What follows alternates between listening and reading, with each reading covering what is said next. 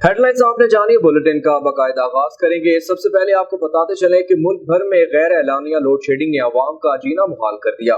शहरों में 5 से 8 जबकि देहात में 8 से 10 घंटे बिजली की बंदिश मामूल बन गई। बाज़ इलाकों में दौरानिया 12 घंटे से भी बढ़ गया। लाहौर, कराची, इस्लामाबाद, कोयटा, रावलपिंडी, मुल्तान समेत मुल्क के बेशतर शहरों में बिजली की गैर एलानिया लोड शेडिंग का सिलसिला जारी है। कराची के इलाके DHA फेज 7, लियारी, संगोलीन, रंछोड़ लाइन में बिजली बंदिश का सिलसिला जारी है। इलाकों में 1 से 3 घंटों की लोड शेडिंग की जा रही है। Gulshan Memar FP area block 2 north Nazimabad block के सुबह से बिजली बंद है।